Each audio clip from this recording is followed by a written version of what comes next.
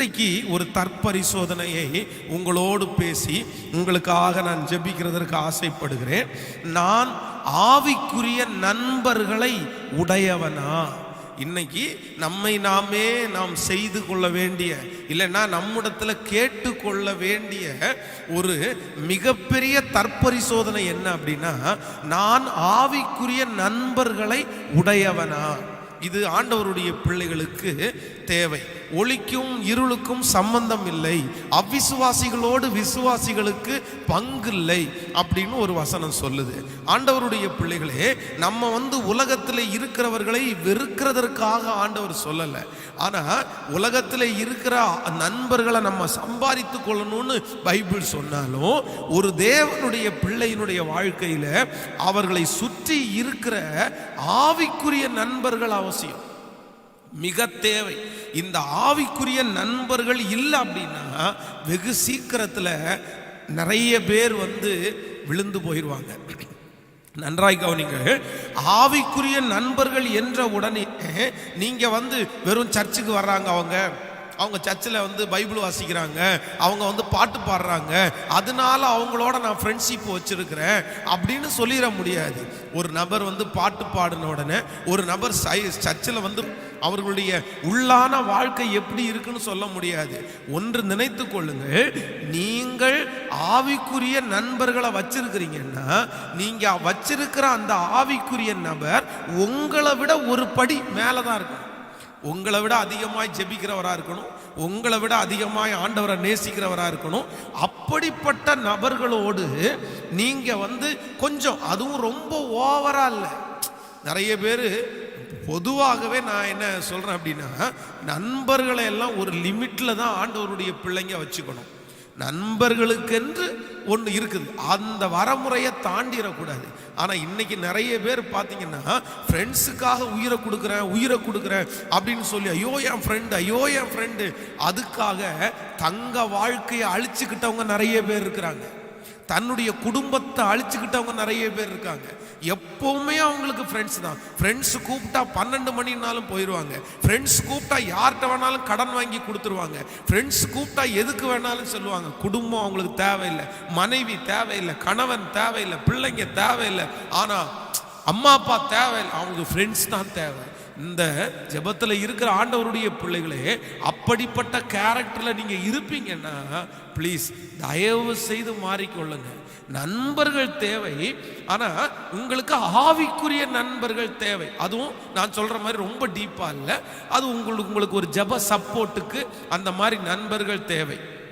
அந்த ஆவிக்குரிய நண்பர்கள் எப்போ பேசினாலும் உங்களை விட ஆவிக்குரிய வாழ்க்கையில் நான் சொன்னேன் மேலானவர்களா இருக்கணும். இப்போ ஏசப்பாவை குறித்து வேதம் சொல்லுது. ஏசப்பா அவருடைய டியர் ஃப்ரெண்ட் யார் அப்படின்னு கேட்டா, அதே போல பெரிய ஊழியம் செஞ்ச எலியா, அவருடைய ஃப்ரெண்ட்ஷிப் எலியாவோட அன்னூர் பேசிட்டு இருந்தாராம்.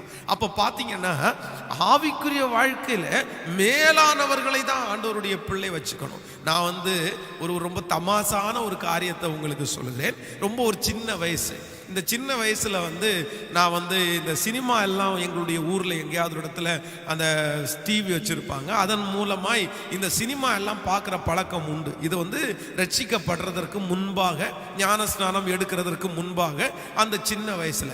அப்போ அந்த சினிமால எல்லாம் வர்றது அதிகமாக காதல் தான், அந்த காதல் காரியங்கள் தான் வரும். உடனே மனசுக்குள்ள, அதை ஓப்பனாக சொல்கிறேன், மனசுக்குள்ள இந்த அந்த சின்ன வயசுல, அறியாத வயசு அது அப்படின்னா என்னன்னு தெரியாது. எங்களுடைய வீட்டு பக்கத்தில் இருக்கிற ஒரு சின்ன அந்த பொண்ணை பார்த்த உடனே அந்த பொண்ணை நேசிக்கணுன்ற ஒரு எண்ணம் வருது. எண்ணம் வந்த உடனே நான் என்ன பண்ணிட்டேன் அப்படின்னா, ஒரு சின்ன பேப்பரில் அப்போவே எழுத தெரியாமலே நான் உன்னை விரும்புகிறேன் அப்படின்றது மாதிரி அந்த கோண கையெழுத்தில் எழுதி அதை நல்லா சுற்றி ஒரு சாக்லேட்டுக்குள்ளே வச்சு அதை நல்லா இது பண்ணி என் கையில் வச்சிருக்கிறேன். கையில் வைக்கும்போது நானும் என் ஃப்ரெண்டு 2 பேரும் சேர்ந்து தான் சர்ச்சுக்கு போவோம். அப்போது அந்த சர்ச்சில் நடக்கிறதெல்லாம் நாங்கள் பேசிகிட்டே இருப்போம். இது தப்பு, பெரிய தப்புன்னு தெரியாட்டாலும் என் கையில் அந்த இது இருக்குது.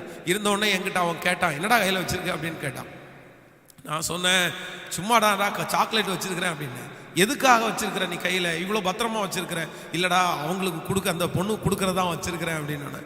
பொண்ணு கொடுக்கறதுக்கு வச்சிருக்கிறியா, எதுக்கு நீ கொடுக்கணும் அப்படின்னு சொல்லி அந்த நிமிஷத்துல அந்த சாக்லேட்டை என் கையில இருந்து வாங்கி பிரிச்சு படுத்து பார்த்தா அவனுக்கு பயங்கரமான கோவம் வந்துச்சு.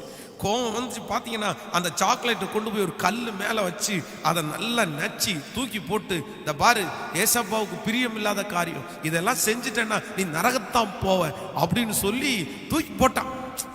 ஆனால் எனக்கு இன்றைக்கு நினைக்கும் போது அது அறியாத வயசு தெரியாத வயசு அப்படின்னாலுமே இன்னைக்கு நான் நினைக்கும் போது இன்னைக்கு அவன் அந்த என்னுடைய ஃப்ரெண்டும் ஒரு பாஸ்டராக இருக்கார்.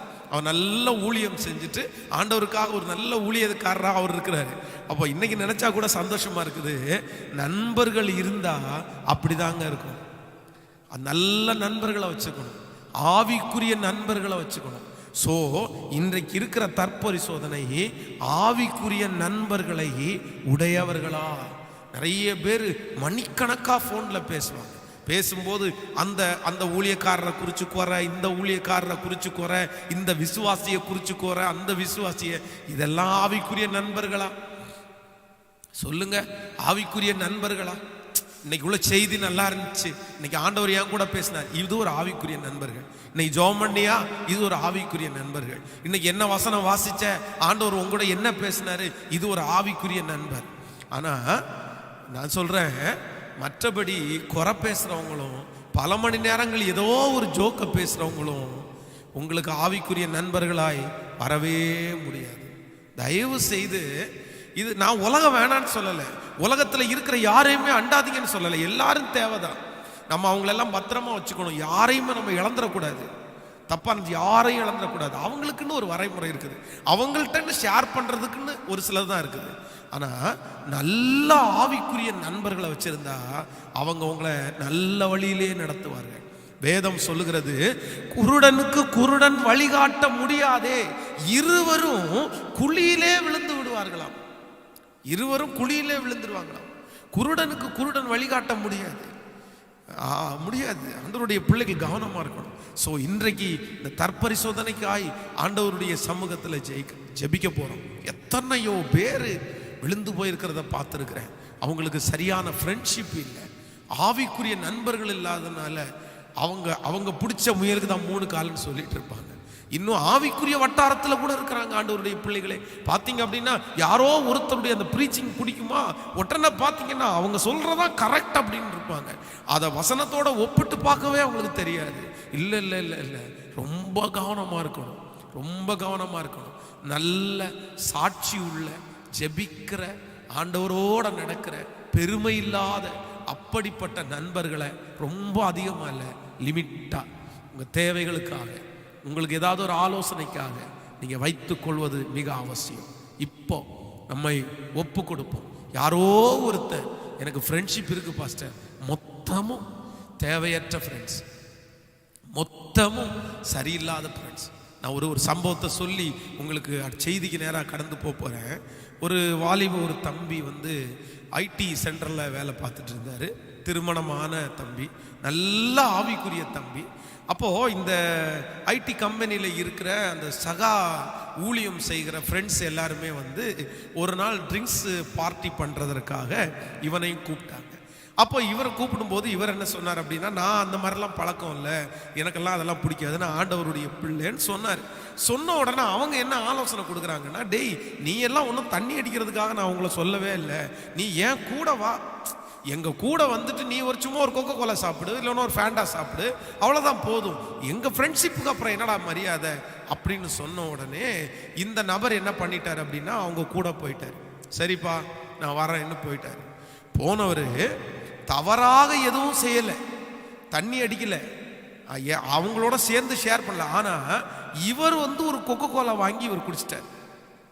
ஆனால் பைபிள் சொல்லுது, துன்மார்க்கருடைய ஆலோசனையின்படி நடவாமலும் பாவிகளுடைய வழியில் நில்லாமலும் பரியாசக்காரர் உட்காரும் இடத்தில் உட்காராமலும் கர்த்தருடைய வேதத்தில் பிரியமாயிருந்து இரவும் பகலும் அவருடைய வேதத்தில் பிரியமாயிருக்கிற மனுஷன் பாக்கியவான். தியானமாயிருந்து பிரியமாயிருக்கிற மனுஷன் பாக்கியவான். ஆனால் இவர் கொக்கோ கோலா தான் குடிச்சிட்டு இருக்காரு. மற்றவங்க முழுக்க பேரும் அந்த பார்ட்டி பண்ணிட்டு இருக்கும்போது நிறைய ஃபோட்டோஸ் எடுத்துட்டாங்க. இந்த போட்டோஸ் எடுத்தவங்க இந்த வாட்ஸ்அப்பில் ஒருத்தருக்கு ஒருத்தர் ஷேர் பண்ணி ஃபேஸ்புக்கில் ஷேர் பண்ணுவாங்க பாருங்களேன். இவங்க பார்ட்டி பண்ணுறதுல இந்த பையன் இருக்கிற ஃபோட்டோவை அனுப்பிட்டாங்க.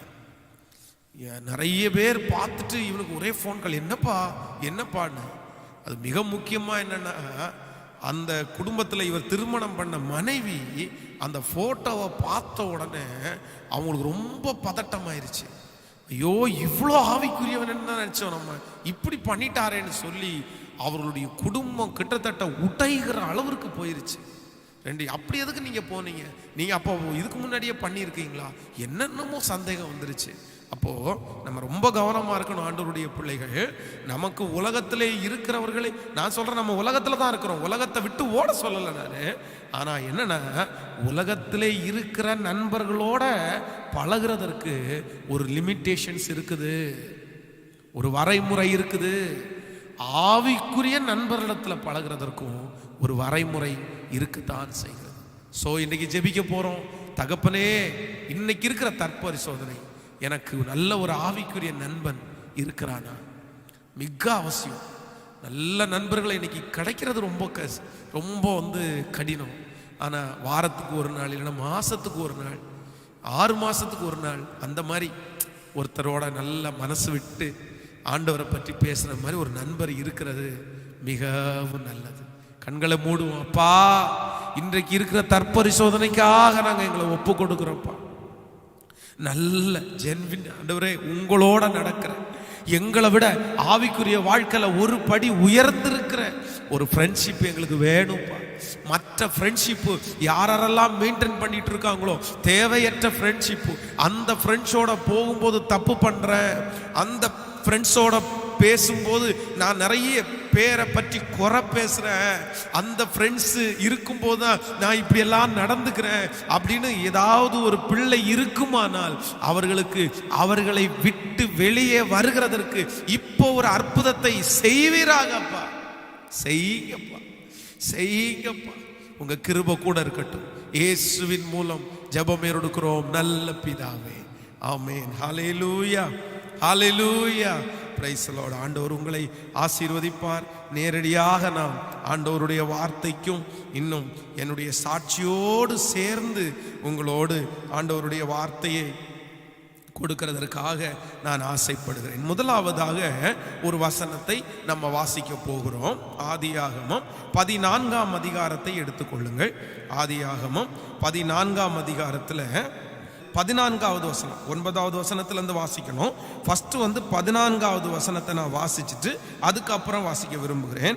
தன் சகோதரன் சிறையாக கொண்டு போகப்பட்டதை ஆபிரகாம் கேள்விப்பட்ட போது அவன் தன் வீட்டிலே பிறந்த கைப்படிந்தவர்களாகிய 318 ஆட்களுக்கும் ஆயுதம் தரிப்பித்து தான் என்னும் ஊர் மட்டும் அவர்களை தொடர்ந்து ராக்காலத்திலே அவனும் அவன் வேலைக்காரரும் பிரிந்து பவுஞ்சுகளாய் அவர்கள் மேல் விழுந்து அவர்களை முறியடித்து தமஸ்குவுக்கு இடதுபுறமாக ஓபா மட்டும் துரத்தி சகல பொருட்களையும் திருப்பி கொண்டு வந்தான். தன் சகோதரனாகிய லோத்தையும் அவனுடைய பொருட்களையும் ஸ்திரீகளையும் ஜனங்களையும் திருப்பி கொண்டு வந்தான். ஆண்டவருடைய பிள்ளைகளே, நீங்கள் 21வது வசனத்தை வாசிக்கும் போது, சோதோமின் ராஜா ஆபிரகாமை நோக்கி, ஜனங்களை எனக்கு தாரும், பொருட்களை நீ எடுத்துக்கொள்ளும் என்றார். அதற்கு ஆபிரகாம் சோதோமின் ராஜாவை பார்த்து, ஆபிரகாமை ஐஸ்வர்யவான் ஆக்குனேன் என்று நீ சொல்லாதபடிக்கு நான் ஒரு சரட்டையாகிலும் பாதரட்சியின் வாரையாகிலும் உமக்கு உண்டானவைகள் யாதொன்றையாகிலும் எடுத்துக்கொள்ளேன் என்று வானத்தையும் பூமியையும் உண்டாக்கினவராகிய உன்னதமான தேவனுடைய கர்த்தருக்கு நேராய் என் கைகளை உயர்த்தினேன். நன்றாய் கவனிங்கள் ஆண்டவருடைய பிள்ளைகளே. இந்த இடத்திலே ஆபிரகாமும் லோத்தும் 2 பேரும் ஒன்றாய் சேர்ந்து இருந்தார்கள். ஆனா ஆபிரகாமுடைய மந்தை மேய்ப்பருக்கும் லோத்துனுடைய மந்தை மேய்ப்பருக்கும் வாக்குவாதம் வருது. இந்த வாக்குவாதம் வந்த உடனே இவங்க 2 பேரும் ஒரு முடிவு எடுக்கிறாங்க. சரி நம்ம இப்ப பிரிஞ்சிடலாம் அப்படின்னு சொல்லும்போது இல்ல, ஃபர்ஸ்ட் யார் செலக்ட் பண்ணான்னா லோத்து செலக்ட் பண்றான். சோதோமுக்கு போகிற அந்த வழியை அவன் செலக்ட் பண்ணி அந்த பக்கம் அவன் வலதுபுறத்துல போனா நான் இடதுபுறம் போறேன்னு சொல்லி 2 பேருமே பிரிஞ்சிட்டாங்க. லோத்து சோதோமனுடைய பட்டணத்துல போய் குடியிருந்து அங்கே எல்லா காரியத்தையும் பண்ணி இருக்கும்போது திடீரென்று அந்த சோதோம் கொமோரா அந்த பட்டணத்திற்கு விரோதமாக கிட்டத்தட்ட 5 ராஜாக்கள் பக்கத்துல அந்த ராஜாக்கள் அந்த பட்டணத்துல இருக்கிற பொருட்கள் ஆட்கள் எல்லாரையுமே அவங்க சூறையாடிட்டு போயிட்டாங்க. ஒரே ஒருத்தர் மட்டும் தப்பிச்சு ஆபிரகாம் இடத்துல சொல்றாரு, இந்த மாதிரி உங்களுடைய சகோதரன் அவனை பிடிச்சிட்டு போயிட்டாங்க, பொருட்கள் எல்லாம் எடுத்துட்டு போயிட்டாங்கன்னு சொன்ன உடனே ஆபிரகாம் ஒரு யுத்த வீரன் அல்ல. நல்லா கவனிச்சுக்குங்க, அவன் ஒரு யுத்த வீரன் அல்ல. அவனிடத்துல படை தளபதிகளோ படை ஆட்களோ யாருமே இல்லை. ஆபிரகாம் ஒரு சாதாரணமான ஒரு ஆண்டவருடைய பிள்ளை. அவன் ஒரு நல்ல விவசாயி, இல்லைன்னா ஒரு நல்ல ஆட்டு மந்தை மாட்டு அந்த மந்தைகளை வைத்திருக்கிறான், கொஞ்சம் வேலைக்காரர்களை வச்சிருக்கிறான், வேலைக்காரிகளை வச்சு அப்படி ஜீவனம் பண்ணிட்டு இருக்கிறவர் தான் இந்த ஆபிரகாம். ஆனா சோதோமா புடிச்சிட்டு போனது ராஜாக்கள், கிட்டத்தட்ட 4-5 ராஜாக்கள் சேர்ந்து அதை இப்ப சூறையாடிட்டு போயிட்டு இருக்காங்க. இப்ப நியூஸ் வந்த உடனே தன்னுடைய சகோதரன் அந்த இடத்துல சிறையாக்கப்பட்டு போய்விட்டான்ற செய்திய இருதயத்துல கேட்ட உடனே எப்படியாவது அந்த சகோதரனை மீட்டெடுக்கணும்னு முயற்சி எடுத்தாலும் இவங்கிட்ட எதுவுமே இல்லை, அதற்கான எக்யூப்மெண்ட்ஸ் இல்லை, அதற்கான ஆட்கள் இல்லை. ஆனா வேதம் சொல்லுது, இந்த ஆபிரகாம் என்ன பண்ணாராமா, நீங்க அந்த 14ஆம் அதிகாரத்துல நம்ம வாசிச்சோம். 14வது வசனம், சகோதரன் சிறையாக்க கொண்டு போகப்பட்டதை ஆபிரகாம் கேள்விப்பட்ட போது அவன் தன் வீட்டிலே பிறந்த கைப்படிந்தவர்களாகிய 318 ஆட்களுக்கும் ஆயுதம் தரிப்பித்து, வெறும் 318 பேர் இருக்காங்க, அவங்களுக்கு யுத்தத்துல எல்லாம் பழக்கம் இல்லை. ஆனா அத்தனை பேருடைய கையிலையும் ஆயுதத்தை கொடுத்து, அதான் நீ இருக்கிற இந்த பலத்தோடே போ, மீதியானியரை உன் கையில ஆண்டவர் ஒப்பு கொடுப்பாருன்னு வாக்குத்தத்தம் இருக்குல்ல, இருக்கிற அந்த பலத்தோட, கொஞ்சம் பலம் தான் இருக்குது, ஆனா அந்த பலத்தோட அந்த ராஜாக்களுக்கு விரோதமாய் அவன் போனான். கர்த்தர் ஆபிரகாமோடு இருந்ததுனால சகலத்தையும் திருப்பி கொண்டு, தன்னுடைய சகோதரன் எல்லாத்தையும் திருப்பி கொண்டு வந்த போது சோதோமனுடைய ராஜா ஆபிரகாமை பார்த்து சொல்றாரு, இந்த மாதிரி ஜனங்களை எனக்கு கொடுத்துருங்க, பொருட்களெல்லாம் நீங்க வச்சிருங்கன்னு சொன்னதுக்கு அப்புறம் உன் பொருளுக்காக உன்னை காப்பத்துல, என் சகோதரன் அங்க இருக்கிறான், நான் ஒரு ஆண்டவருடைய பிள்ளை, என்னை நீ ஐஸ்வர்யவான் ஆக்குறேன் என்று சொல்லாதபடிக்கு நான் ஒரு வார் கூட எடுக்க மாட்டேன் அப்படின்னு ஆபிரகாம் கெத்தா, என் ஆண்டவர் பெரியவர்னு, என் ஆண்டவர் தான் இதை ஜெயிக்கிறதுக்கு பலன் தந்தாரு, நான் 318 பேரை வச்சு ஒன்றும் பண்ணிருக்க முடியாது அப்படின்னு சொல்லி கர்த்தருக்கு மகிமை செலுத்திட்டு திரும்ப வர்றான். கவனிங்க, இந்த வசனத்தினுடைய அர்த்தம் என்ன அப்படின்னா, தனக்கு முன்பாக ஒரு பெரிய தேவை இருக்குது, தனக்கு முன்பாக ஒரு மிகப்பெரிய பிரச்சனை இருக்குது. ஆனா தனக்கு முன்பாக இருக்கிற அந்த பிரச்சனைய மேற்கொள்றதற்கு கூடிய பெரிய பலன் அவனிடத்துல இல்லை, பெரிய பலன் அவனிடத்துல இல்லை. ஆனா இருக்கிற அந்த கொஞ்ச பலத்தை வச்சு வேதம் ரொம்ப அழகாய் நமக்கு சொல்லுது, அந்த கொஞ்ச பலத்தை வச்சு இவன் ஆண்டவரை நம்பி போனா ஒரு மிகப்பெரிய விடுதலையை ஆண்டவர் அவனுக்கு தந்தார். நீங்க மிக கவனமாய் கவனிக்க வேண்டியது, இன்றைக்கு இருக்கிற நிறைய பேருடைய வாழ்க்கையில இல்லாததை யோசிச்சே இருப்பாங்க. எனக்கு எல்லாம் வந்தா நான் இந்த காரியத்தை செய்வேன், வரலன்னா நான் செய்ய மாட்டேன். பிரதர், உங்களுக்கு இருக்கிற டேலண்ட்டுக்கு நீங்க ஒரு தொழில் ஆரம்பிக்கலாமே அப்படின்னு சொன்னா, நான் என்ன தொழில் ஆரம்பிக்கிறது, எனக்கு என்ன இருக்குது, எனக்கு பணம் இருக்குதா, எனக்கு இடம் இருக்குதா, எனக்கு பேக்ரவுண்ட் இருக்குதா, இல்ல நீங்க ஏதாவது இப்படி செய்யலாமே, இப்படி செய்யறதுக்கு உங்களுக்கு அது இருக்கு சார், எங்களுக்கு எதுவுமே இல்லை, நாங்க இல்லாம எப்படி செய்ய முடியும்? ஒன்று நினைத்து கொள்ளுங்கள், ஆண்டவருடைய பிள்ளைகள், இருந்தாதான் நான் செய்வேன், இல்லைன்னா வந்தாதான் நான் செய்வேன்னு நீங்க நினைச்சீங்கன்னா நீங்க ஒண்ணுமே பண்ண முடியாது, நீங்க ஒண்ணுமே செய்ய முடியாது. உங்களுக்கு இருக்கிறத பெஸ்டா செய்யுங்க, இருக்கிறதுல வச்சு பெஸ்டா பண்ணுங்க. அப்பதான் ஆண்டவர் உங்களுக்கு நம்புவார், ஆண்டவர் உங்களை நம்புவார். அது 10 தாலந்தோ 5 தாலந்தோ 2 தாலந்தோ 1 தாலந்தோ, ஆண்டவரை பொறுத்த அளவில் அதனுடைய பெருசு சின்னதுன்னெல்லாம் பார்க்கறது இல்லை. இருக்கிறத நீங்க பயன்படுத்திட்டீங்களான்னு மட்டும்தான் ஆண்டவர் பார்க்கிறார். பென்ஸ் பாஸ்டர் இடத்துல டிஜிஎஸ் ஐயா மாதிரி ஒரு பெரிய க்ரௌட்ல நீ ஏன் நடத்தல அப்படின்னு கேட்க மாட்டாரு. ஆனா பென்ஸ் பாஸ்டர்ட்ட நீ உனக்கு கொடுத்திருக்கிற இந்த காரியத்தை எல்லாம் வச்சு நீ ஏன் செய்யல, நான் தானே உனக்கு கொடுத்தேன்னு அந்த கணக்கை நான் தான் கொடுக்கணும்.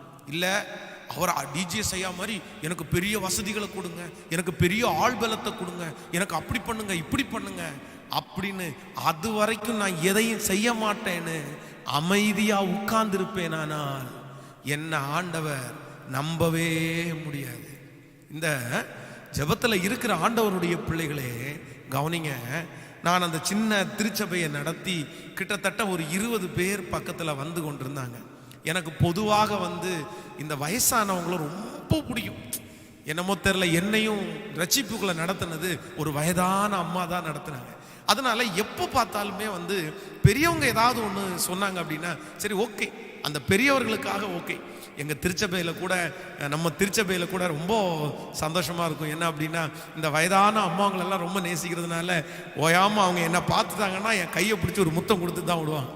ஸோ அந்த மாதிரி அப்படி கேர் எடுக்கலாம் அப்படின்னு தோணும், அவங்கள்ட்ட உட்காந்து பேசலாம் அப்படின்னு தோணும். அவங்களுடைய பிளஸ்ஸிங்கை எப்போவுமே அவங்க என்னை ஆசீர்வதிக்கணும் அப்படின்றத நான் எப்போவுமே நினைப்பேன். எங்கள் வீட்டிலேயே இருந்த பாட்டிகிட்ட நான் அப்போவே ஆசீர்வாதத்தை வாங்குறதுக்கு முயற்சி எடுத்தவன், பெருமைக்காக அல்ல, பொதுவாகவே அப்படி ஒரு நேச்சர் எனக்கு. பெரியவங்கள ஓகே ரைட்டு அப்படி பிடிக்கும். அப்போ அந்த ஃபஸ்ட்டு எங்களுடைய அந்த திருச்சபையில் அந்த 20 பேர் இருக்கும்போது கிட்டத்தட்ட ஒரு 6 ஒரு பாட்டி இங்கே வந்தாங்க. ரொம்ப வயசானவங்க.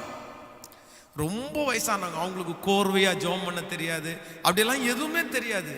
ஆனால் உண்மையிலே ஆண்டவருடைய பிள்ளைகளே, இந்த ஊழியத்தினுடைய இவ்வளவு வளர்ச்சிக்கு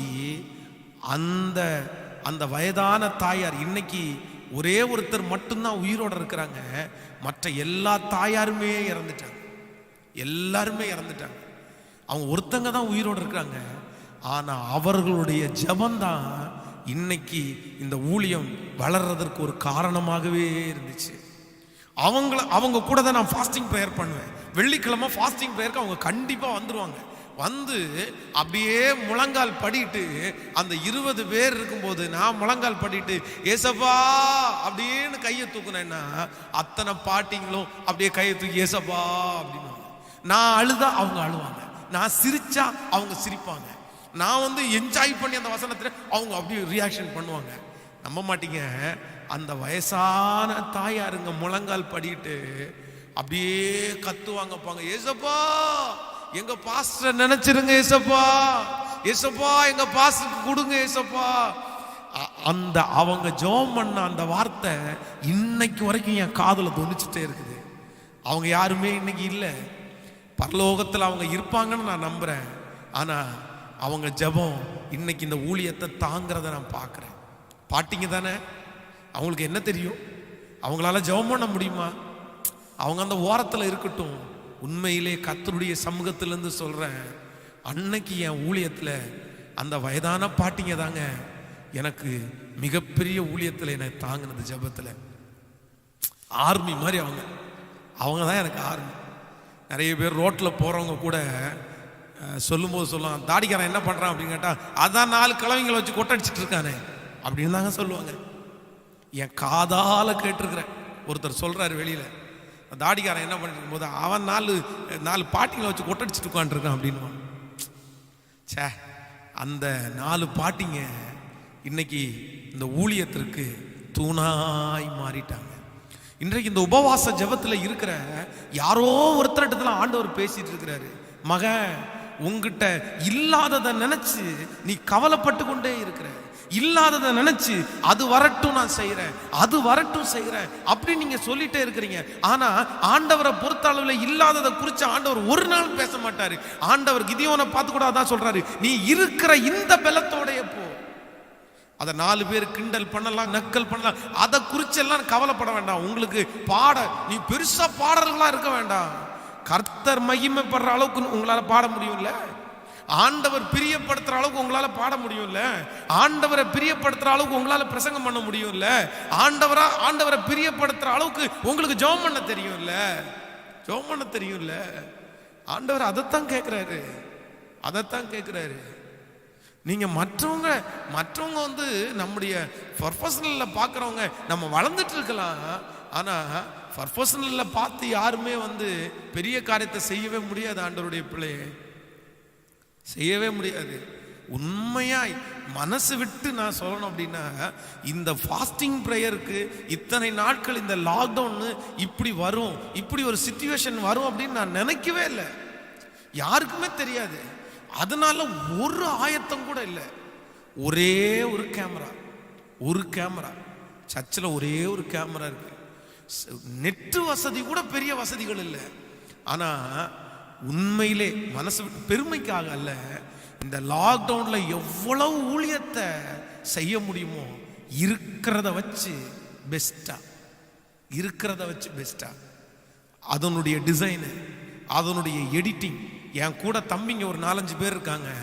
அந்த தம்பிங்களோட சேர்ந்து ராத்திரி பகலா அந்த காரியத்தை எல்லாம் நானும் கூட இருந்து செய்கிறேங்க. இன்னும் பெஸ்டா பண்ண முடியுமா? ஐயோ டைம் ஆச்சே, கொஞ்ச நேரம் தூங்கலாமே, ஐயோ வீட்டுக்கு போகலாமே அப்படின்னு நினைக்கிறத விட சரி கொஞ்சம் பெஸ்டா கொடுப்போம், இருக்கிறதுலையே பெஸ்டா ஏதாவது ஆண்டவருக்காக செய்ய முடியுமான்னு இப்போவும் என் மனசு துடிச்சிட்டு தான் இருக்குது. இந்த ஆலயத்தில் நிறைய பேர் வந்து பார்த்துட்டு வாடகை இடமா அப்படின்னு கேட்டாங்க. ஆமாம் வாடகை இடம். வாடகை இடத்துல போய் இவ்வளோ செலவு பண்ணியிருக்கிறீங்க. இல்லை பிரதர், இந்த வாடகை இடத்துக்கு பெருசாலாம் செலவு பண்ணலை. இதில் போடப்பட்டிருக்கிற ஒவ்வொன்றும் ஒன்று எங்கேயோ ஒரு இடத்துல செகண்ட்ஸாக கம்மியாக வாங்க, இல்லை அப்படின்னா காசு கம்மியானது.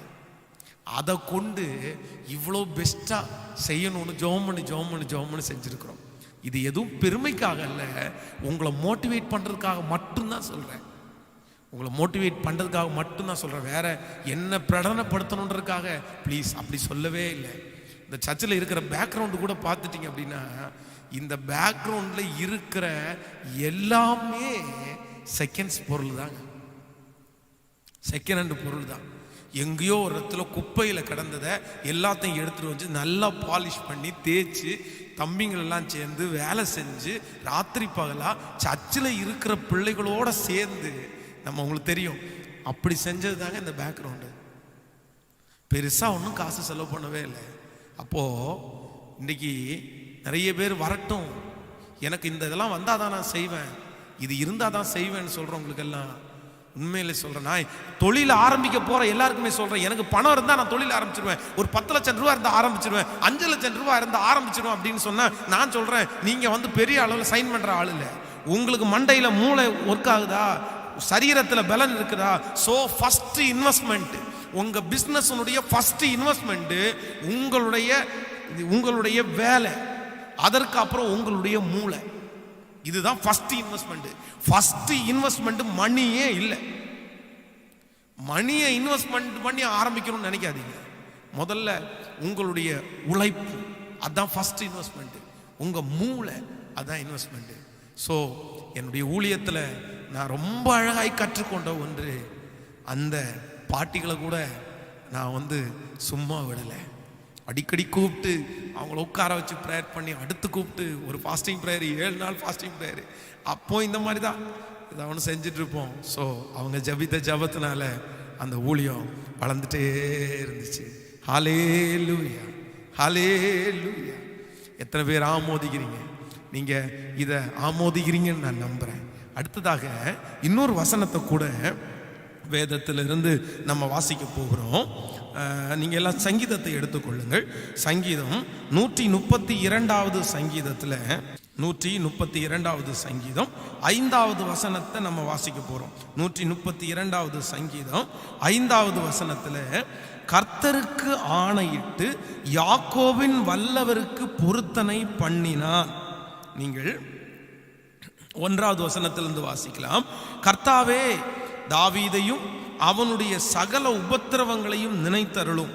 அவன், நான் கர்த்தருக்கு ஒரு இடத்தையும் யாக்கோபின் வல்லவருக்கு ஒரு வாசஸ்தலத்தையும் காணுமட்டும் என் வீடாகிய கூடாரத்தில் பிரவேசிப்பதும் இல்லை, என் படுக்கையாக கட்டின் மேல் ஏறுவதும் இல்லை. என் கண்களுக்கு நித்திரையும் என் இமைகளுக்கு உறக்கத்தையும் வரவிடுவதும் இல்லை என்று கர்த்தருக்கு ஆணையிட்டு யாக்கோபின் வல்லவருக்கு பொருத்தனை பண்ணினான். இது சாதாரணமான வசனம் அல்ல, இதுல ரொம்ப ஆழம் இருக்குது. அப்படின்னா சங்கீதக்காரனாகிய தாவீது அவனுடைய வாழ்க்கையிலேயே ஒரு எக்ஸ்ட்ரீமான ஒரு பொருத்தனை எடுக்கிறான். ஒரு மிகப்பெரிய பொருத்தனை. அப்படின்னா யாருமே செய்ய முடியாத ஒரு பொருத்தனை இந்த இடத்துல எடுக்கிறான். நான் ஆண்டவருக்கு ஒரு ஆலயத்தை கட்டுறதற்கு முன்னாடி என் படுக்கையாகிய கட்டில நான் ஏற மாட்டேன், நான் தூங்க மாட்டேன், என் கண்களுக்கு நித்திரை, என் இமைகளுக்கு உறக்கத்தை நான் வருவிக்க மாட்டேன், எப்படியாவது ஆண்டவருக்கு முதல்ல ஒரு தேவ ஆலயத்தை நான் கட்டிடுவேன் அப்படின்னு வேதம் சொல்லுது. ஒரு பொருத்தனை பண்ணினார்.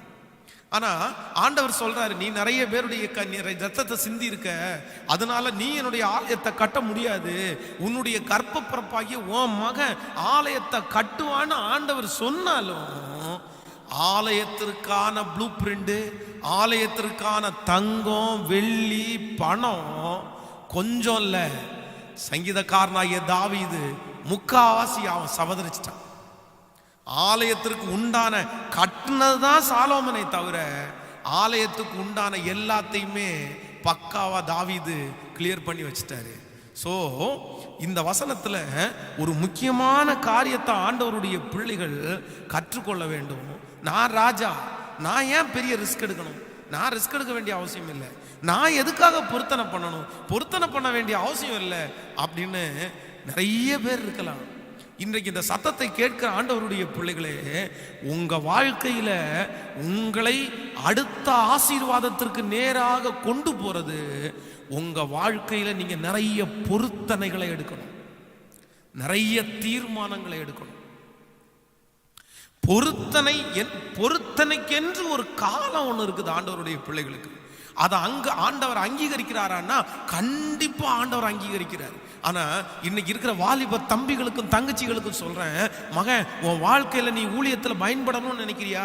நீ எதிர்காலத்துல ஆண்டவருக்காக பெரிய காரியத்தை செய்யணும்னு நினைக்கிறியா? நீ நிறைய பொருத்தனை எடுக்கணும். நீ நிறைய பொருத்தனை எடுக்கணும். பொருத்தனை ஆண்டவருக்காக செலுத்தப்படும். பொருத்தனையை அங்கீகரிக்கிற கர்த்தரவர், பொருத்தனையை ஆசீர்வதிக்கிற கர்த்தரவர், பொருத்தனையினுடைய நிறைவில் அதற்கேற்ற பலனை கொடுக்கிறவர் நம்முடைய தெய்வம். நான் இந்த ஊழியத்தை செய்து கொண்டிருக்கும் போது, இந்த ஆரம்ப ஊழியத்துக்கு காலடி எடுத்து வச்சு ஒரு 20 பேர் பக்கத்தில் சர்ச்சுக்கு வந்த உடனே ஒரு நாள் ஒரு தீர்மானத்தை எடுத்தேன். நான் எடுத்த சில தீர்மானங்களை மட்டும் உங்களுக்கு சொல்றேன். எனக்கு கர்த்தர் கொடுத்திருக்கிற இந்த ஊழியத்தினுடைய வளர்ச்சிக்கு அந்த தீர்மானம் மிக பிரயோஜனமா இருந்துச்சு. நம்முடைய ஊழியத்தினுடைய இந்த வளர்ச்சிக்கு மிகப்பெரிய காரணமா, அடித்தளமா அந்த தீர்மானங்களா இருந்துச்சு. நம்பர் 1, முதலாவதாக நான் எடுத்த தீர்மானம் என்ன அப்படின்னா, எந்த வீட்லையும் காணிக்க வாங்க மாட்டேன் அப்படின்ற ஒரு தீர்மானத்தை எடுத்தேன். ஃபர்ஸ்ட் நான் எடுத்த தீர்மானம், எந்த வீட்டில் விசிட்டிங் போய் ஜெபம் பண்ணாலும் அந்த வீட்டில் காணிக்க வாங்க மாட்டேன். அந்த பொருத்தனையில உறுதியா இருந்தேன். யார் வீட்டுக்கு போனாலும் காசு வாங்கல. ஆனா ஆரம்ப ஊழியத்தை பற்றி உங்களுக்கு தெரியும், ஆரம்ப ஊழியத்தினுடைய தேவைகள் உங்களுக்கு தெரியும். எத்தனையோ தேவைகள், எத்தனையோ செஞ்சலங்க. இது பாருங்க, நம்ம தீர்மானத்துல எப்போ தீர்மானம் எடுக்கிறோமோ அப்போ ஒரு நாள் ஒரு தீர்மானம் எடுக்கிறேன். ஒரு பெரிய தேவை இருக்குது. ஒரு வீட்டில் ஜெபம் பண்ணி முடிச்ச உடனே அவங்க கை நிறைய பணம் வச்சிருக்கிறாங்க. பாஸ்டர், உங்களுக்கு கொடுக்கறதுக்காக எடுத்து வச்சிருக்கிறோம் அப்படின்னு ஒரே வார்த்தை சொல்லிட்டேன். எந்த வீட்லையும் நான் காணிக்க வாங்குறது இல்லை. சாரி, நீங்கள் சர்ச்சுக்கு வரும்போது நீங்கள் போட்டுக்குங்க. ஆனால் இப்போ யாராவது ஒருத்தர் ஆண்டவர் அறியாதவங்க, இன்னும் அப்படின்னா புறஜாதியில் உள்ள யாராவது ஒருத்தர் நீங்க வந்து இந்த பணத்தை இந்த காணிக்கை எங்களிடத்துல இருந்து வாங்கலைன்னா எங்களுக்கு என்னமோ தீமை நடக்கும், இது ஒரு அபசம் அப்படின்ற மாதிரி எல்லாம் ரொம்ப இது பண்ணி அந்த மாதிரி யாராவது ஒருத்தர் இடர்றாங்கன்னு மட்டும், அதுவும் இப்போதான் சமீபமாக சரி நம்ம இவ்வளோ பெரிய ஊழியத்தை செய்யும் போது நம்முடைய பிளெஸிங் அவங்க விரும்புவாங்க, அப்போ அவங்கள வந்து இது பண்ண முடியாதுன்றதுக்காக கூட அவங்கள்ட்ட ஜோம் பண்ணிட்டு பக்கத்தில் உடன் ஊழியர் யாராவது வந்தா நீங்கள் கொஞ்சம் பறிச்சுக்குங்க பிரதர், காணிக்கை பெட்டியில் வந்து போட்டுக்குங்க அப்படின்னு சொல்லி தான் என் வாழ்க்கை. நான் எடுத்த தீர்மானம் எங்கேயுமே உண்மையிலே சொல்கிறேன் ஆண்டவருடைய பிள்ளைகளே, இந்த தீர்மானம் ஜனங்களுக்குள்ள நம்முடைய ஏரியாவுக்குள்ள ஒரு மிகப்பெரிய மதிப்பை ஆண்டவர் எனக்குள்ள கொண்டு வர வச்சுட்டாரு. எல்லாரும் பேச ஆரம்பிச்சிட்டாங்க. நிறைய பேர் அவர் காசு வாங்க மாட்டாருப்பா, அவர் காசுக்காக ஒரு வீட்டுக்கும் போகலப்பா, அவர் பணத்துக்காக போகலப்பா. அந்த சாட்சி எனக்கு ஒரு மிகப்பெரிய சாட்சியாக இருந்துச்சு. ஸோ ஆண்டவருக்கு நான் நன்றி சொல்லுறேன். அப்படிப்பட்ட ஞானத்தை எனக்கு தெரியாதுங்க, கர்த்தர் தாங்க கொடுத்தாரு, அப்பா தான் கொடுத்தாரு. என்னமோ தெரில, இந்த ஊழியத்தில் நமக்கு இந்த பட்டணத்தில் என்ன ஆசீர்வதிக்கணும், என்னுடைய ஊழியத்தை கனம் பண்ணணும்னு நினைச்சதுனால அப்படிப்பட்டதை கொடுத்துட்டாருன்னு நான் நம்புறேன். அதுக்காக நான் எடுத்தது மாதிரி தீர்மானம் நீங்க எடுங்கன்னு நான் சொல்ல வரல.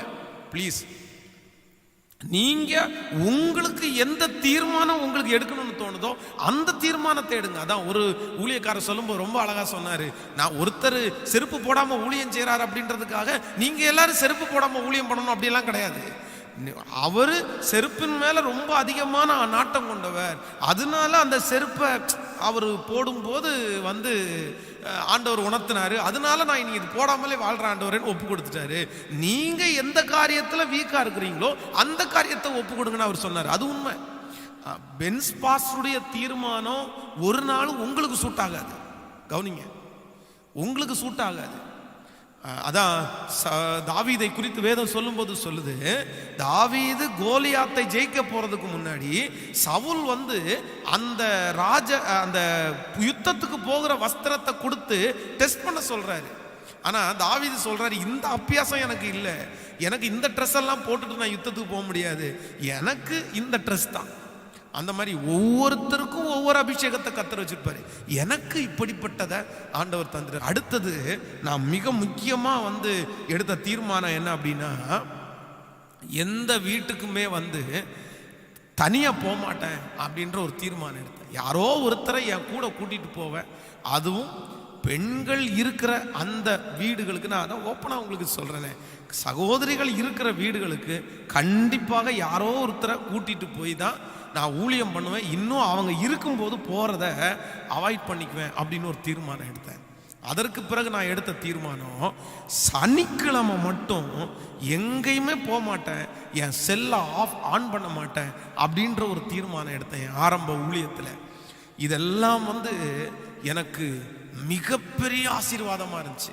அதே போல நான் எடுத்த மிகப்பெரிய தீர்மானம் என்னன்னா, ஃபோனில் வந்து யார்கிட்டையுமே ஜபக்குறிப்பு சொல்லி அவர்கள் வந்து அழுது பேசுறாங்கன்னா அவங்களுடைய ஜபக்குறிப்பை கேட்கறதுக்காக ஒருவேளை பேசுவேனே தவிர, அன்வாண்டடா யார்கிட்டையுமே வந்து அந்த செகண்டுக்கு அப்புறம் பேச மாட்டேன்ற ஒரு தீர்மானத்தை எடுக்க ஆண்டவர் உதவி செய்தார். ஒன்னல்ல ரெண்டல்ல, பல தீர்மானம். திடீர்னு ஒரு 3 நாள் யார்கிட்டையும் பேச மாட்டேன் அப்படின்னு ஒரு தீர்மானம் எடுப்பேன். இந்த மாதிரியே நிறைய பொருத்தனை. ஆனால் என்னுடைய ஆண்டவர் மிகவும் நல்லவர் அல்லவா. பொருத்தனை கர்த்தருக்காக செலுத்தப்படும். பொருத்தனை அங்கீகரிக்கிற ஆண்டவர் என் பொருத்தனையெல்லாம் அங்கீகரித்து என் ஊழியத்தில் இன்றைக்கு அறுவடையை பார்த்து கொண்டிருக்கிறதற்கு ஆண்டவர் உதவி செய்தார். இந்த சத்தத்தை கேட்கிற ஆண்டவருடைய பிள்ளையை, நீங்கள் எந்த விதத்தில் பொருத்தனை எடுக்கணும்னு எனக்கு தெரியாது, ஆனால் ஆண்டவர் இந்த சத்தத்தை கேட்டுக்கொண்டிருக்கும் போதே உங்கள்கிட்ட பேசிகிட்டே இருப்பார். மகன், இதில் நீ ரொம்ப அதிகமாக இருக்கிற, நீ இதை செய்ய மாட்டேன்னு ஒரு பொருத்தனை எடு, நீ இதை எடுக்க மாட்டேன்னு ஒரு பொருத்தனை எடு, இந்த காரியத்தில் நான் பண்ண மாட்டேன். ஆண்டவர் மிக அதிகமாய் ஆண்டவர் வந்து உங்களிடத்தில் என்ன எதிர்பார்க்கிறாருன்னா, நீங்கள் நிறைய பேர் தீர்மானங்களை எடுக்கணும்னு ஆண்டவர் எதிர்பார்க்கிறார். இது மிக அவசியம். சங்கீதக்காரனுடைய வாழ்க்கையில நீங்க பொருத்தனைன்னு மட்டும் போட்டு பாருங்க, அவன் ஒரு பொருத்தனை இல்லைங்க, அநேக இடத்துல காலையில சொல்லும் போது சொல்றேன், வீணையே விழியுங்கள், சுரமண்டலமே விழியுங்கள், நான் அதிகாலமே விழித்திருப்பேன். அது ஒரு பொருத்தனை. ராஜாப்பா, நீ நைட்டு தூங்குறதுக்கே லேட் ஆகும்பா, நீ எங்கப்பா அதிகாலை எழும்ப போற? இல்லப்பா, அதிகாலையில் நான் எழும்புவேன் அப்படின்னு ஒரு பொருத்தனை. ரெடியா இருங்க. நான் ஆண்டவர் இடத்துல பொருத்தனை பண்ணிட்டேன், காலைல எந்திரிச்சிருவேன் அப்படி ஒரு பொருத்தனை. 5 மணிக்கு எந்திரிச்சு ஜோம் பண்ணுவேன்னு ஒரு பொருத்தனை எடுங்க. நான் நைட்டு படுக்க போகும்போது 12 மணிக்கு அலாரம் வச்சு ஜோம் பண்ணுவேன் அப்படின்னு ஒரு பொருத்தனை எடுங்க.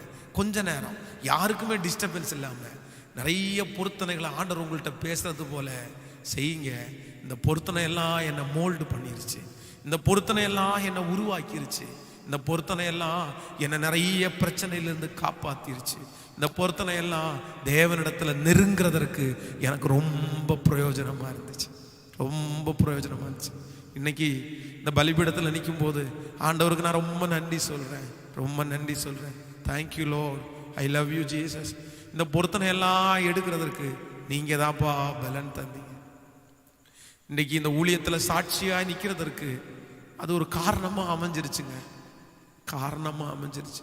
சோதனை வராம இல்லை, பிரச்சனைகள் வராம இல்லை, எத்தனையோ வந்துருச்சு. ஆனா என்னமோ தெரியல, இப்படிப்பட்ட தீர்மானங்களை எடுத்ததுனால நிறைய என்னை விட்டு தட்டி போயிருச்சு. எந்த இடத்துலையும் சாட்சி கெடுக்காம ஆண்டவர் என்னை கிருபையாய் கிருபையாய் கர்த்தர் என்னை காப்பாற்றினார், கர்த்தர் என்னை காப்பாற்றினார். ஸோ இந்த ஜபத்தில் இருக்கிற ஆண்டவருடைய பிள்ளையே, நிறைய நேரத்தில் உன்னுடைய பொருத்தனை உன்னை பெரிய பெரிய குழியிலிருந்து காப்பாற்றும், காப்பாற்றும், காப்பாற்றும். ஆமென். இன்னொரு வசனத்தை கூட வேதத்தை திறந்து நம்ம வாசிக்க போறோம், எடுத்துக்கொள்ளலாம். தானியேலின் தீர்க்க தரிசன புஸ்தகம் 9ஆம் அதிகாரத்தை நாம் எடுத்துக்கொள்ளலாம். தானியேலின் தீர்க்க தரிசன புஸ்தகம் 9ஆம் அதிகாரத்திலே 23வது வசனத்தை நம்ம வாசிக்க போகிறோம். 23வது வசனத்தை சேர்ந்து வாசிக்கலாமா? 9ஆம் அதிகாரத்திலே 23வது வசனத்தை, நீ மிகவும் பிரியமானவன், ஆதலால் நீ வேண்டிக் கொள்ள தொடங்கின போதே கட்டளை வெளிப்பட்டது, நான் அதை அறிவிக்க வந்தேன். இப்போதும் சொல்லுகிற வார்த்தையை நீ கவனித்து கேட்டு தரிசனத்தை அறிந்து கொள். நீ மிகவும் 21, அப்படியே நான் ஜெபம் பண்ணி கொண்டிருக்கும் போதே முதல் தரிசனத்திலே நான் கண்ட புருஷனாகிய காபிரியேல் வேகமாய் பறந்து வந்து அந்த பலியின் நேரமாகிய வேளையிலே என்னை தொட்டான். அவன் எனக்கு தெளிவுண்டாக்கி என்னோடு பேசி, தானியேலே, உனக்கு அறிவு உணர்த்தும்படி இப்பொழுது நான் புறப்பட்டு வந்தேன். நீ மிகவும் பிரியமானவன், ஆதலால் நீ வேண்டிக் கொள்ள தொடங்கின போதே கட்டளை வெளிப்பட்டது. நீ மிகவும் பிரியமானவன், ஆதலால் நீ வேண்டிக் கொள்ள தொடங்கின போதே கட்டளை வெளிப்பட்டது. இந்த இடத்துல தானியேல் ஜெபிச்சிட்டு இருக்கும் போதே அவன் ஜெபத்தை முடிக்கிறதுக்குன்னே ஆண்டவர் பதில கொடுக்குற. ஜெபத்தை முடிக்கிறதுக்குன்னே அதில் பதில் அவனுக்கு வந்துருச்சு. ஏன் அப்படின்னா வேதம் சொல்லுது, ஆண்டவருக்கு மிகவும் பிரியமானவன், ஆண்டவருக்கு பிடிச்சவன். உங்க வாழ்க்கையில நீங்க இந்த உபவாச ஜெபத்துல கடைபிடிக்க வேண்டியது மிக அவசியம். நம்ம நிறைய பேரு என்ன நினைப்போம் அப்படின்னா, யாரோ ஒருத்தர் நம்மளை பிடிக்கிறதற்காக நம்ம என்னென்னமோ பண்ணுவோம் பாருங்க. பிடிக்கிறதற்காக அவங்களுக்கு பொருள் செஞ்சு கொடுப்போம், சமையல் பண்ணி கொடுப்போம், நம்ம அவங்கள்ட்ட பேசுவோம். மற்றவர்கள் நம்மளை பிடிக்கிறதற்காக நிறைய பேர் என்னென்னமோ செய்வாங்க. அவங்களுக்கு என்ன பிடிக்கணும், அவங்களுக்கு என்ன பிடிக்கணும் அப்படின்றதுக்காக நம்ம நேசிக்கிறவங்க. ஆனால் நான் இன்றைக்கு கேட்குறேன், இன்றைக்கு ஆண்டவருக்கு உங்களை பிடிக்கிற அளவுக்கு நீங்கள் ஏதாவது செஞ்சுருக்கிறீங்களா? ஏதாவது பண்ணியிருக்கீங்களா? இப்போ ஆண்டவருக்கு உங்களை பிடிக்குமா? ஆண்டவர் உங்களுக்கு பிடிக்குமா? ஆண்டவருக்கு ஆண்டவர் வந்து உங்களை பார்த்து நீ எனக்கு மிகவும் பிரியமானவன்னு சொல்ற அளவுக்கு ஆண்டவரை பிரியப்படுத்துகிற காரியத்தில் நீங்கள் உண்மையாக இருந்திருக்கிறீங்களா? என் ஊழிய நாட்களில் நான் செஞ்ச ஆண்டவருக்காக தேவனுடைய சமூகத்தில் நின்னது, ஏசப்பா என் மேலே பிரியப்படணுன்றதுக்காக வெறித்தனமாக அலைஞ்சவன், வெறித்தனமாக அலைஞ்சவன். ஒவ்வொன்றுலையும் உங்களுக்கு என்ன, எனக்கு யாருக்குமே என்ன பிடிக்கலன்னா கூட பரவாயில்லப்பா, உங்களுக்கு என்ன பிடிச்சா போதும். அதான் ஒரு தேவனுடைய ஒரு பரிசுத்தவான் சொல்லும்போது ரொம்ப அழகாக சொல்கிறாரு, தேவனுடைய முகத்தை தேடுற ஒரு மனுஷனுடைய முகத்தை ஜனங்கள் தேடுவார்களாம். தேவனை பிரியப்படுத்த நினைக்கிற மனுஷனை பிரியப்படுத்துறதுக்கு மனுஷங்க நினைப்பாங்க. நீங்க ஆண்டவரை பிரியப்படுத்த நினைங்க. நான் சொல்றேன், மனுஷனை பிரியப்படுத்த நினைக்கிறது வீண். மனுஷனை எதுலையுமே பிரியப்படுத்த முடியாது. உங்க எல்லாருக்குமே செய்யுங்க, தப்பு இல்லை. ஆனா நிறைய பேர் அதுக்காகவே வாழ்றாங்க. அவங்கள சுத்தி சுத்தி யாரோ ஒருத்தரை நினைச்சிட்டு அவங்க கோவப்பட்டுறக்கூடாது, அவங்க அப்படி பண்ணிடக்கூடாது, அவங்கள ஐஸ் வச்சு அவங்கள இது பண்ணி அவங்கள தாஜா பண்ணி அவங்கள பிரியப்படுத்துறதுலயே இவங்க இருப்பாங்க. சமையல் பண்ணி கொடுப்பாங்க, அதை பண்ணி கொடுப்பாங்க. அவங்கள்ட்ட இல்ல பிள்ளைகளே, இந்த உலகத்துல இருக்கிற எந்த மனுஷனையும் பிரியப்படுத்த முடியாதது உங்களுக்கு தெரியுமா? அது உங்களுக்கு தெரியுமா? எந்த மனுஷனையும் ஃபுல்ஃபில் பண்ண முடியாது ஒரு நாள். ஆனா அடுத்த நாள் அவங்கள பிரியப்படுத்த முடியாது. ஆனா ஆண்டவரை பொறுத்தளவில் அப்படி இல்லை. நீங்க டெய்லி பிரியப்படுத்தலாம், டெய்லி பிரியப்படுத்தலாம். கர்த்தரை ஒரு தேவனுடைய பிள்ளை பிரியப்படுத்த நினைச்சிட்டீங்க அப்படின்னா, உங்களுடைய எல்லாவற்றிலையும் ஆண்டவரை பிரியப்படுத்த நினைச்சிட்டீங்கன்னா, நீங்க ஜெபிச்சு முடிக்கிறதுக்குள்ளேயே உங்களுக்கு பதில் கொடுக்கிறதற்கு ஆண்டவர் வல்லவரா இருக்கிறார். அதான் ரொம்ப அழகான ஒரு பாட்டு இருக்குது. நீர் பிரியப்பட ஏதாவது நான் செய்யணும், நீர் பிரியப்பட ஏதாவது நான் செய்யணும், இவன் சாதித்தான் என்று ஊர் சொல்ல என் கண்களை மூடணும், இவன் சாதித்தான் என்று ஊர் சொல்ல என் கண்களை மூடணும். வாலிப தம்பி தங்கச்சி, யாரையோ பிரியப்படுத்த நினைக்கிறியப்பா, யாரையோ பிரியப்படுத்த நினைக்கிறீங்க. நீங்க மொபைல்ல பார்த்தீங்கன்னா எத்தனை விஷயம், எத்தனை ஆப்ஸ் இல்லை, அந்த டிக்டாக்கு இன்னும் நிறைய இருக்குல்ல. எல்லாருமே ஜனங்களை பிரியப்படுத்துறதுக்காக, தனக்கு லைக்ஸ் இல்லைன்னா தன்னை ஒரு கூட்டம் ஃபாலோ பண்றதுக்காக, மனுஷனை பிரியப்படுத்துறதுக்காக என்னென்ன செய்றாங்க. ஆனா அவங்களுடைய லாபம் என்னன்னு கேட்டீங்க அப்படின்னா, மனுஷனை சந்தோஷப்படுத்த, மனுஷனை பிரியப்படுத்த நினைக்கிற எல்லாருடைய முடிவும் அந்த மனுஷன் அவங்கள காயந்தாங்க படுத்துறாங்க. அந்த மனுஷனால தான் நம்ம யாரை ரொம்ப நேசிக்கிறோமோ அவங்களால தான் நமக்கு ரொம்ப பிரச்சனைன்ற மாதிரி அந்த மனுஷன் தான் அவங்கள ரொம்ப காயப்படுத்துறாங்க. அதனால மனுஷனுக்கு செய்யுங்க, அதான் தப்பு இல்லை. ஆனா ரொம்ப ஓவரா அவங்கள பிரியப்படுத்த நினைக்காதீங்க. கர்த்தரை இப்ப கேட்கிறவங்கள பார்த்து யாராவது ஒருத்தர் ஆண்டவரை பிரியப்படுத்தணும்னு நீங்க நினைச்சீங்களா? நான் இதை செய்யறேன், கர்த்தர் பிரியப்படுவாரா, ஆண்டவருக்கு பிடிக்குமா கேட்டிருக்கீங்களா? நான் அப்படி நான் நிறைய செஞ்சேன் அப்படின்னு நான் ஆண்டவருடைய சமூகத்தில் இருக்கிறேன். உண்மையிலே கண்ணாடிக்கு முன்னாடி ட்ரெஸ்ஸை போட்டுட்டு போய் நின்றுட்டு ஃபர்ஸ்ட் வார்த்தை ஆண்டவரத்தில் அப்படி தான் கேட்பேன், ஆண்டவரே இது அழகா இருக்காப்பா, உங்களுக்கு பிடிச்சது மாதிரி இருக்கா, நீங்க இதுல மகிமைப்படுறீங்களா கேட்டிருக்கிறேன். நான் இதுக்கு ஒரு சாட்சி சொல்றேன். இந்த தானியேலை குறித்து வேதம் சொல்லுது, அவன் வேண்டிக் கொள்ள தொடங்கின போதே அற்புதம் வந்துருச்சு. நான் ஆரம்ப ஊழியத்தில் எனக்கு ஒரு நாள் இரவில் நான் தனியாக ஒரு ரூமில் தங்கியிருந்தேன். அந்த ரூமில் எனக்கு கேஸ் இருந்துச்சு, நானே சமைச்சு சாப்பிட்டு இருந்தேன். திடீர்னு கேஸ் தீர்ந்து போயிடுச்சு. எனக்கு சுடு தண்ணி குடிக்கணும், மற்ற தண்ணி குடித்தா அந்த நாளில் எனக்கு ஒத்துக்கலை. எனக்கு தொண்டை ரொம்ப பிரச்சனையாக இருந்ததுனால சுடுதண்ணி குடிக்கணும். என்னுடைய வீட்டில் கேஸ் காலி ஆயிடுச்சு, சுடுதண்ணி இல்லை. சரி அப்படின்னு சொல்லி வீட்டில் இருந்து இறங்கி பக்கத்தில் ஒரு கடைக்கு போய் குடிச்சிடலாம் அப்படின்னு சொல்லி போனால் எங்கேயுமே கடை இல்லை. கடையை தேடி தேடி தேடி தேடி தேடி கிட்டத்தட்ட 2 கிலோமீட்டர் இரவு 10 மணிக்கு ஒரு சுடுதண்ணிக்காக, ஏன்னா பக்கத்து வீட்டிலலாம் கேட்க முடியாது. நான் ஒரு அன்னைக்கு பேச்சுலரு பாஸ்டரு, சரி அப்படி கேட்குற அளவுக்கும் யாரும் பக்கத்தில் இல்லாமல் இருந்தாங்க. அன்னைக்கு விசுவாசிகளும் பெருசாக இல்லையே, கொஞ்சம் பேர் தானே இருந்தாங்க, அவங்க எங்கேயோ இருப்பாங்க. கிட்டத்தட்ட 2 கிலோமீட்டர் நைட்டு 10 மணிக்கு நடந்து 2 கிலோமீட்டரில் ஒரு ஜங்ஷனில் போய் அங்கே ஒரே ஒரு பேக்கரி மட்டும் நைட்டு திறந்து வச்சுருந்தாங்க. அதில் ஒரு டம்ளர் தண்ணி வாங்கி குடிச்சிட்டு நான் ரிட்டன் நடந்து வரும்போது அந்த ரோடு முழுக்க தேவ சமூகத்தில் எனக்கு பொருள் வேணும்னு அழுததை விட, ஆண்டவரே உங்களுக்கு ஊழியம் செய்கிறேன், எதுனாலும் நீங்கள் தான் எனக்கு செய்யணும், ஒன்று பண்ணுங்க ஆண்டவரே, எனக்கு ஒரு பைக் கொடுத்துட்டீங்க அப்படின்னா அந்த பைக்கில் நான் வந்து ஓட்டிகிட்டே சத்தம் போட்டு ஜோம் பண்ணிகிட்டே போவேன்ப்பா. எத்தனை நாள் தான் நான் நடந்துட்டு இருக்கிறது? நடக்கிற காலம் மாதிரி பைக்கில் போகிற ஒரு காலம் வரும். எனக்கு பணம் கொடுத்து பைக் வாங்கி கொடுக்கறதுக்கு யாருமே இல்லை ஆண்டவரே அப்படின்னு சொல்லி அந்த 2 கிலோமீட்டரும் நடந்து ஜோம் பண்ணிகிட்டே வரேன். ஒரு 2 நாள் இருக்கும். ஒரு 2 நாள் இருக்கும்போது எங்கள் திருச்சபையில் ஒரு அம்மா, என்னை ரொம்ப நேசிக்கிற ஒரு அம்மா ஒன்று சொன்னாங்க, பாஸ்டர் நீங்கள் வந்து அந்த ஒரு ஷோரூமுனுடைய பேரை சொல்லி, ஒரு வண்டியினுடைய ஷோரூம் பேரை சொல்லி அந்த ஷோரூமுக்கு நீங்கள் வாங்க அப்படின்னு சொன்னேன். சரி, நானும் வந்து அந்த ஷோரூம் போகிறேன். ஷோரூம் போன உடனே அந்த வாசல்லேருந்து ஒருத்தர் வராரு. என்னை வந்து பார்த்தாரு.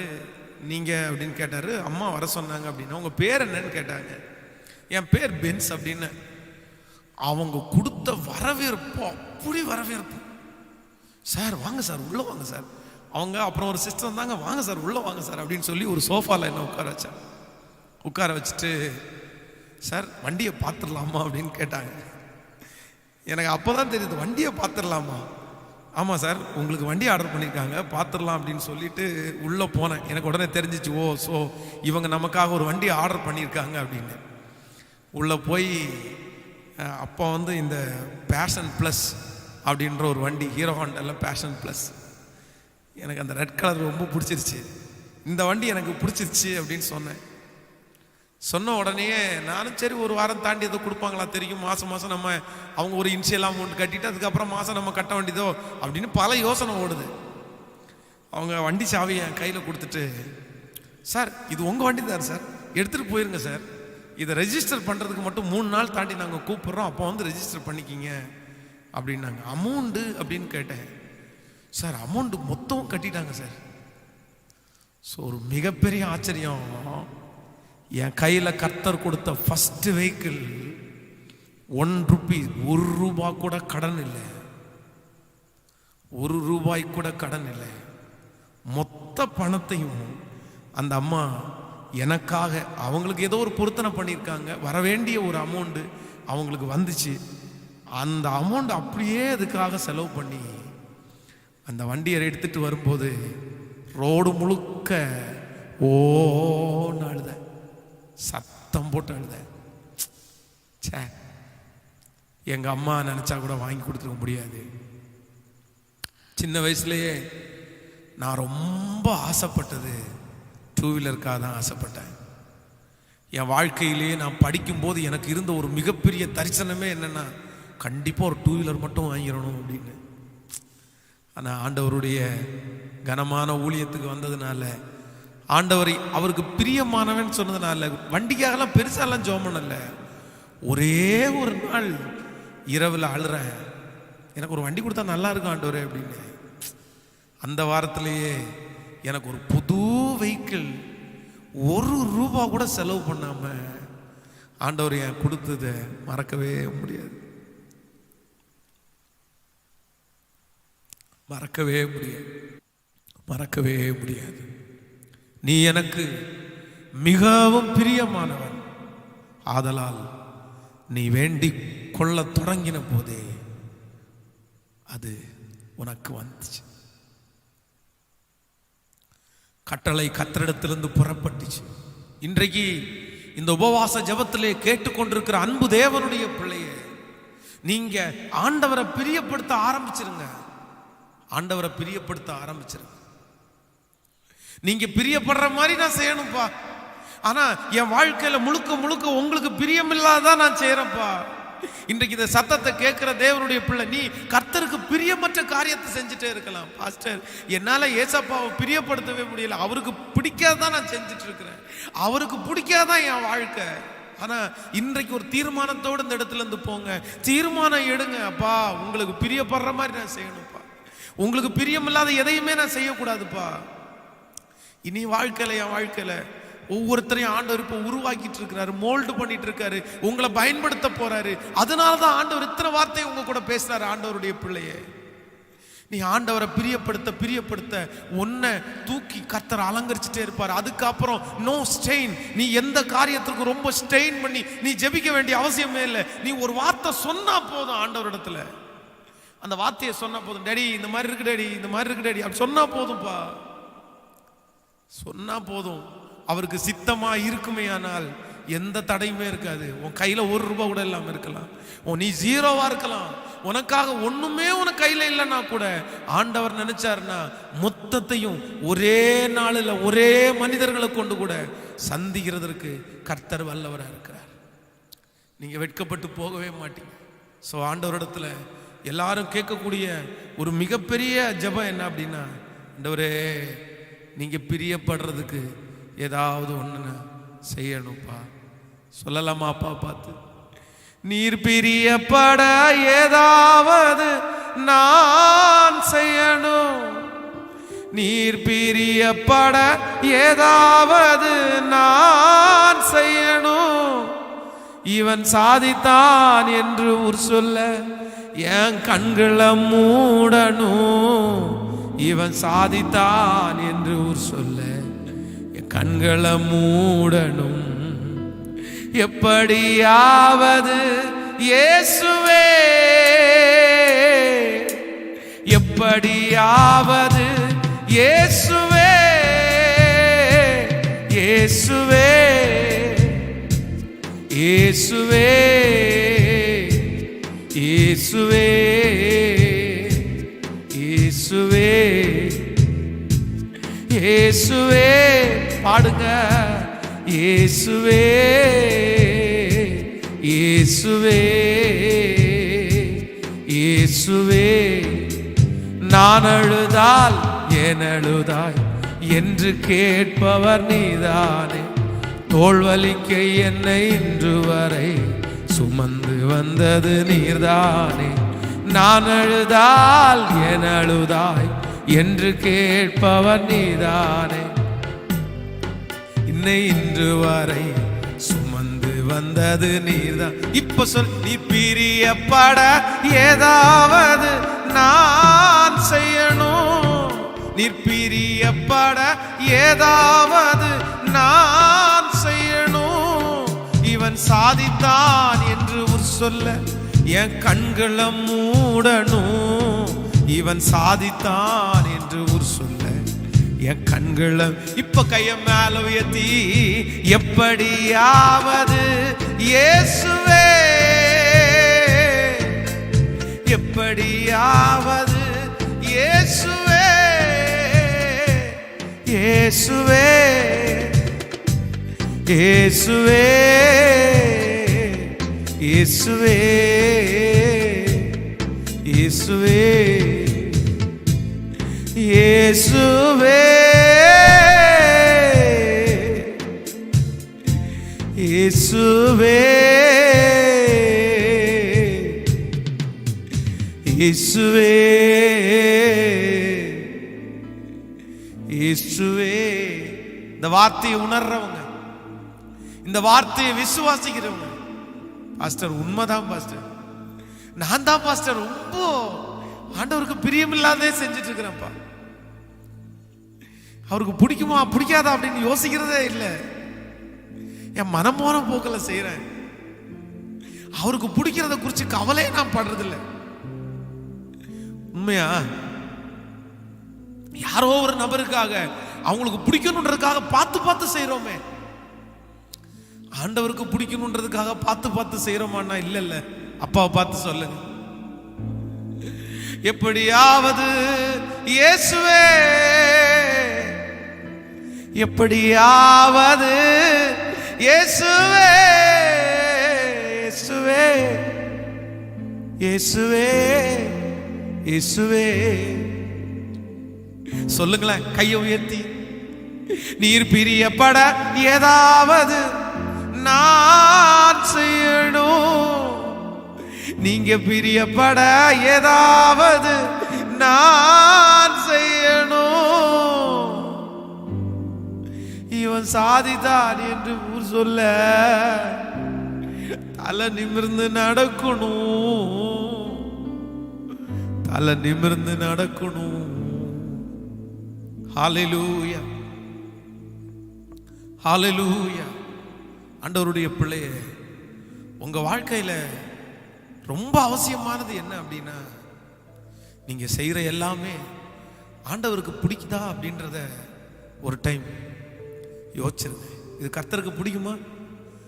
ஆண்டவருக்கு பிடிக்கிறத மட்டும் நீங்க செஞ்சிட்டீங்கன்னா நீங்க ரொம்ப நேரம் அழ வேண்டிய அவசியம் இல்லை. உங்க தேவைக்காக கத்த வேண்டிய அவசியம் இல்லை. ஆண்டவரே, நீ வேண்டிக் கொள்ள தொடங்கின போதே ஆண்டவரிடத்துல இருந்து உத்தரவு புறப்பட்டுரும். எது செஞ்சாலும் ஆஃப்டர் ஆல் ஒரு ஃப்ரெண்டுக்கு பிறந்த நாள், அந்த பிறந்த நாளுக்கு அவங்களுக்கு ஏதோ ஒன்றை வாங்கி கொடுக்கணும்னு நினைக்கிற நீங்க கடைக்கு உள்ள போய் நின்று நீங்க என்ன யோசிக்கிறீங்க? அவங்களுக்கு என்ன கலர் பிடிக்கும் அப்படிதானே யோசிக்கிறீங்க? அவங்களுக்கு இது பிடிக்குமா பிடிக்காதா அப்படின்னு யோசிக்கிறீங்கல்ல? உண்மைதானே? உங்க அப்பா, உங்க அம்மா, உங்க மனைவி, உங்க கணவன் அவங்களுக்கு ஒரு சந்தோஷமான நாள்ல ஏதோ ஒன்று வாங்கி கொடுக்கணும்னு நினைக்கும் போது அவங்களுக்கு பிடிச்சதை வாங்கி கொடுக்கணும்னு நீங்க நினைக்கிறீங்கல்ல? ஆனா என்னைக்காவது ஒரு நாள் ஆண்டவருடைய சமூகத்துல நீங்க உட்கார்ந்து, டேடி, நான் இது செய்யறது உங்களுக்கு பிடிச்சிருக்காப்பா? இந்த ட்ரெஸ் பிடிச்சிருக்காப்பா?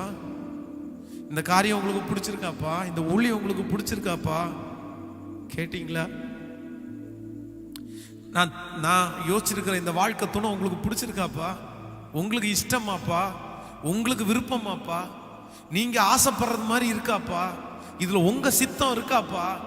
உங்களுக்கு பிடிக்கலன்னா வேணாம் ஏசப்பா, உங்களுக்கு பிடிக்கலன்னா செய்யாதீங்க ஏசப்பா அப்படின்னு நீங்க சொல்லியிருக்கீங்களா? ஒரு வார்த்தையை கூட பிஞ்சாம இந்த பலிபீடத்துல இருந்து சொல்றேன், நான் சொல்லியிருக்கிறேன்ப்பா, நான் சொல்லியிருக்கிறேன். அப்பாவை பார்த்து உங்களுக்கு பிடிக்கலன்னா வேணாம்ப்பா, உங்களுக்கு இஷ்டம் இல்லைன்னா வேணாம்ப்பா அப்படின்னு சொல்லியிருக்கிறேன். ஸோ ஆண்டவர் என்னை அந்த வருஷத்துல ரொம்ப ஆச்சரியமாய் ஆண்டவர் நடத்தினார். ஸோ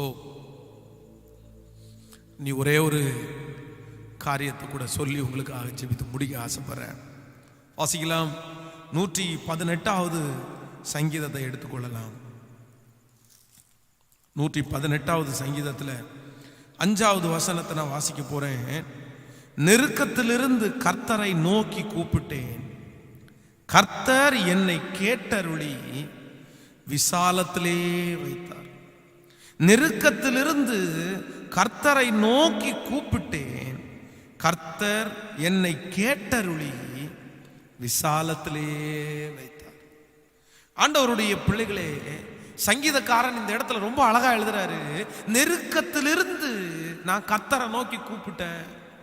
என் வாழ்க்கையில ஒரு பெரிய நெருக்கம் ஒண்ணு வந்துருச்சு, என்ன அறியாமலே ஒரு நெருக்கம். ஏன் இந்த நெருக்கம் எனக்கு வந்துச்சுன்னு தெரியல. ஆனா இந்த நெருக்கத்துல நான் கர்த்தரை நோக்கி நான் பார்த்துட்டேன். ஆண்டவர் என்ன அந்த நெருக்கத்திலேயே வைக்காம ஆண்டவர் என்ன எங்க வச்சார் அப்படின்னா விசாலத்திலே வைத்தார். இது ஒரு வாக்குத்தத்தமான வசனம். நான் நம்புறேன் ஆண்டவருடைய பிள்ளைகளே, இன்றைக்கு ஜெபத்தில் இருக்கிற யாரோ ஒருத்தருடைய வாழ்க்கையிலே ஆண்டவர் ஒரு நெருக்கத்தை உங்களுக்கு கட்டளையிட்டு இருக்கலாம். நான் சொல்றேன், ஆண்டவர் யோசேப்பினுடைய வாழ்க்கையில ஒரு நெருக்கத்தை ஆண்டவர் கட்டளையிட்டார். சுற்றி அவனுக்கு நெருக்கம், போத்திபாருடைய வீட்டில் அவனுக்கு நெருக்கம் வந்துருச்சு. ஆனா இந்த நெருக்கத்தை ஆண்டவர் அவனுடைய வாழ்க்கையில எதற்காய் கட்டளையிட்டாருன்னா அவனை ஒரு பெரிய விசாலத்துக்குள்ள வைக்கிறதற்காக தான். கிட்டத்தட்ட 15 ஆண்டுகள் அவனை நெருக்கத்தின் பாதையிலே நடத்தினார்.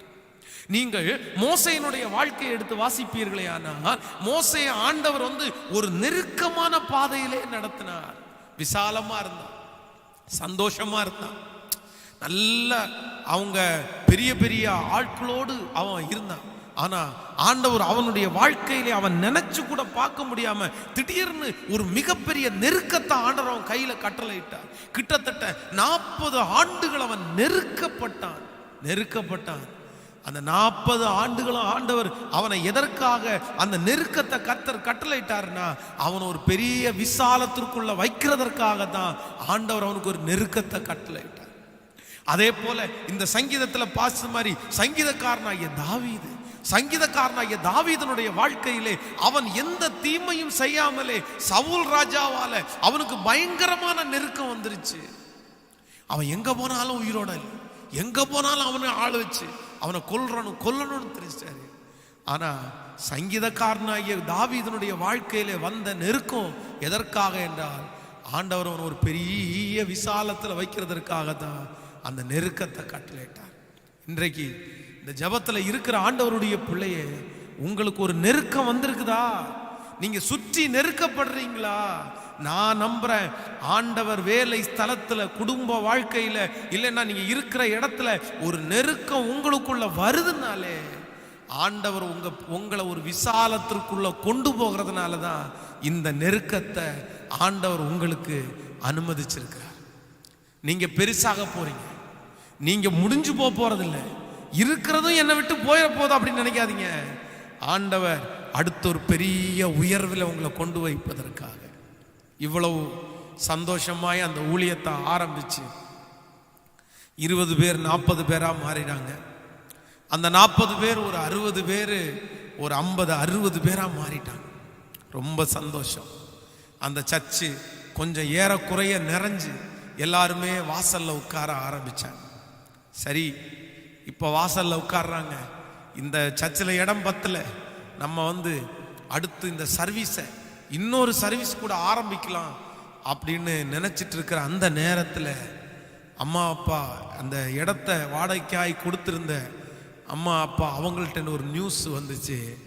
இந்த மாதிரி கடன் ரொம்ப தலைக்கு மேலே ஆயிடுச்சுப்பா, ரொம்ப வட்டி கடனாக இருக்குது, எங்களுக்கு சம்பாதிக்கிற பணத்தை எல்லாம் வட்டிக்கே கொடுக்க வேண்டியதாக இருக்குது, அதனால பேசாமல் இந்த இடத்த விற்று எல்லா வட்டி கடனையும் அடைச்சிட்டு நிம்மதியாக இருக்கலாம் அப்படின்னு யோசிக்கிறோம், என்ன பண்ணுறது அப்படின்னு கேட்டாங்க.